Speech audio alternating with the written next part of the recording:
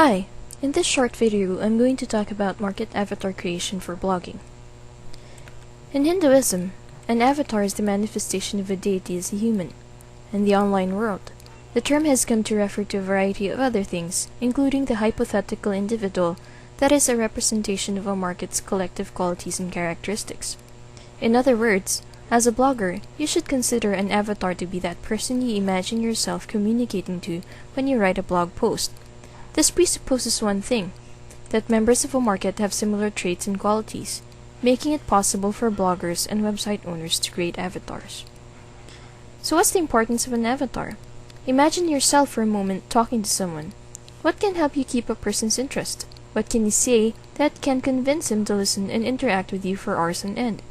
If you know a person well enough, you'd know exactly what topics and themes to bring up during a conversation.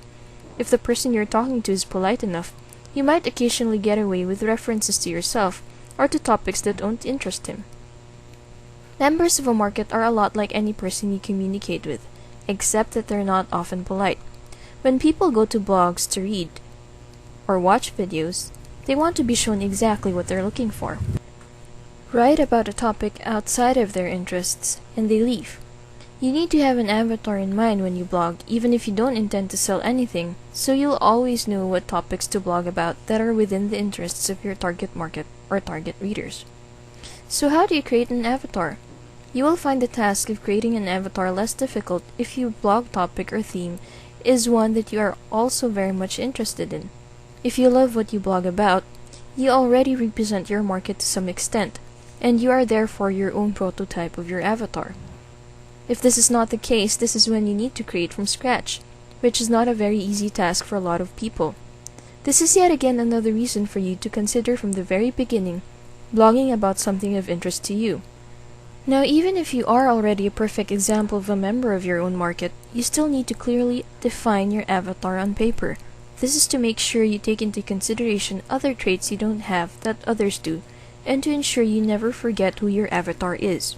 To help you make your avatar, you need to ask these questions. Who would be most interested in your topic? What are his motivations for wanting to read about your blog? What are his traits, qualities, and characteristics? Does he have any fears and apprehensions? Does he have any problems in life that you might be able to offer solutions to?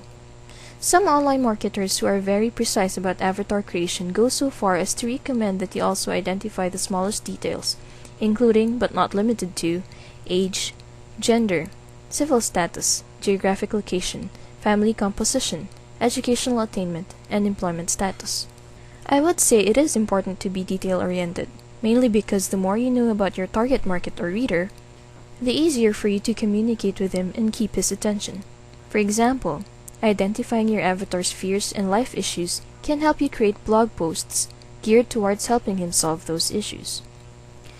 Now, the obvious question you'd ask yourself would be, how sure am I that the avatar I'm creating exists? What if I'm just creating someone in my head, and there aren't people like that? Again, you'd avoid this problem if you already represent your market to some degree. If you're having doubts about your avatar, online research is the only solution.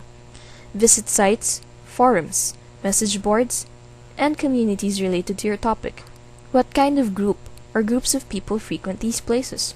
Are they mothers, fathers, single individuals? Are they looking for solutions to certain problems? How do they communicate with each other? Here is an example of an avatar for a yoga exercise site. This is by no means a complete representation, but it's good enough for the purpose of illustrating how to create and use an avatar.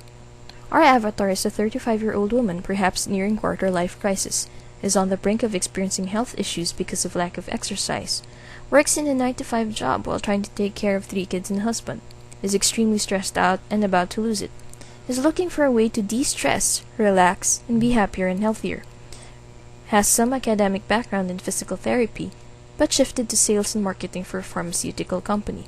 Experience in PT convinced her to study yoga. What does this tell you? With this avatar in mind, you know that your avatar's problem is stress. Hence, when you write blog posts, you've got to do so with the intention of helping this individual find the solution through yoga. Since your avatar is around 30 and has some knowledge in yoga and the health industry, you'd also know how to shape the tone of your posts so as not to appear like you're talking to a total beginner. This is just a starter's guide to visualizing your avatar. Use the guidelines here to create your first avatar. Expect, however, that as you get better at what you do online, that you might have to tweak your avatar along the way.